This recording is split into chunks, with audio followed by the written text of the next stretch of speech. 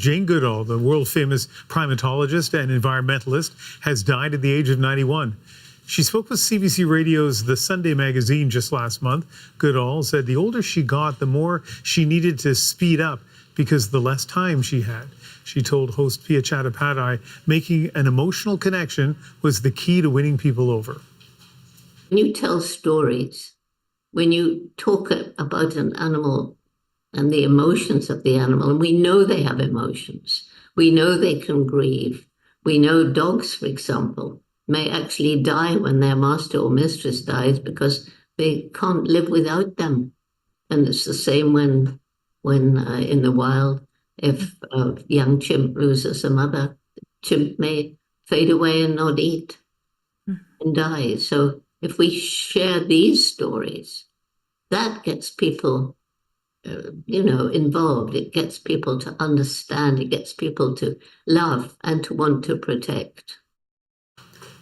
Our next guest has met Jane Goodall twice. Jann Arden, of course, a Canadian singer and songwriter, but also an animal rights activist. And Jann, I'm sorry about the circumstances, but very nice to have you on the program. You've described Jane Goodall as one of the world's last great protectors. Tell us what you mean about that and by that and what's going through your mind tonight.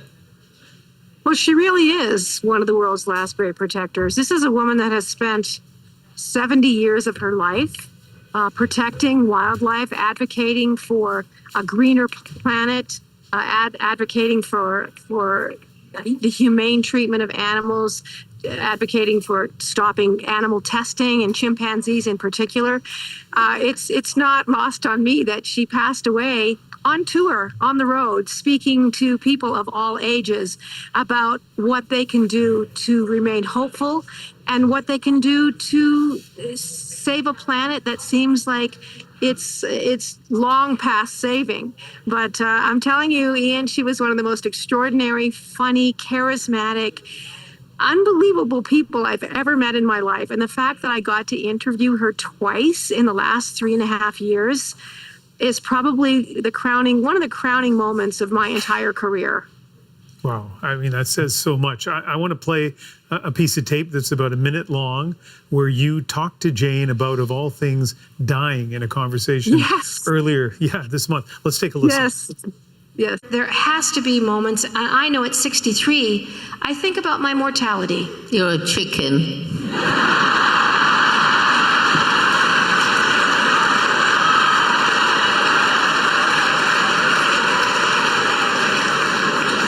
Chicken. Well, I'm not that chicken. I mean, I think it's another part of the adventure of being a person. But if that affects decisions that you make, you speak about not, having, there's more time behind you than there is ahead of you. Yeah, right. Much more. Does it bother you at all? Once again, that whole idea of fear of the unknown or what that might mean? No, I think it's my next great adventure, because when you die, there's either nothing, well, that's finished, but we wouldn't know anything about it, right? Or there's something. And I happen to believe there's something because of experiences I've had, because I've read every book there is about, near-death experiences. And I can't think of anything more exciting than discovering what that something is. Oh, man. Jan, there is so much about that piece of tape that is fascinating, like her wisdom, her impish sense of humor, but also that she as a scientist thinks there may be something next. What do you make of that conversation? Oh, I agree with her. I very much believe in consciousness and something other than what we are. There's too many things that have really impacted me over the last, 3, 4, 5 decades. Being a creative person, you're really in touch with this part of yourself that you don't know where ideas come from, Ian. It's just like you're sitting there on a Sunday afternoon and you go, oh, and you think, where in the heck did that come from? And I always believe that if there is some kind of God, if there is some kind of greatness or greater beings out there, Jane Goodall was so connected to that grid. I mean, her and David Attenborough, I think, have the two of them, what they have done the last half century to bring awareness to wildlife, to the plight of animals that are becoming extinct. Every few weeks, it seems like we've lost 3, 4, 5, 10, a dozen species of animals. She is going to be missed. I have dreaded this day, and because there's nobody like her.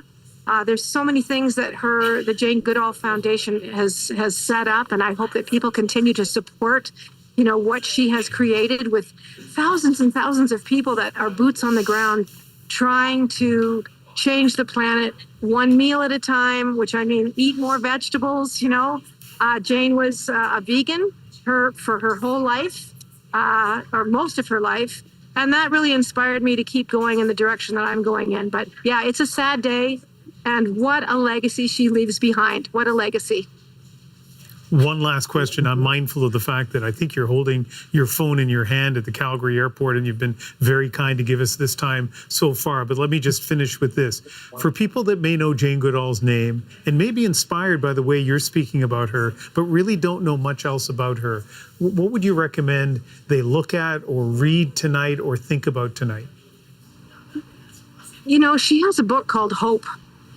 And I think the question she was asked most often, and I have asked her this question, and anytime the audience stepped up to a microphone to ask her a question at the end of her lectures, it always came to this. And it was like, what can I do? What can little old me do to change the world? And Jane would speak about hope and having hope. And, just doing small things in your life that collectively really made a difference. And I will go back to, how we eat, how we use energy, how we leave our footprint, our carbon footprint on the world. Like just thinking about decisions that we make. Hope. She said that to me many times, and it just really lingered. Don't give up hope. Just there's still time to change the direction that we're going in. And that will stay with me for the rest of my life. The little things do count, and they collectively, when you have 7.5 billion or 8 billion people making small changes, that has a profound impact on the planet.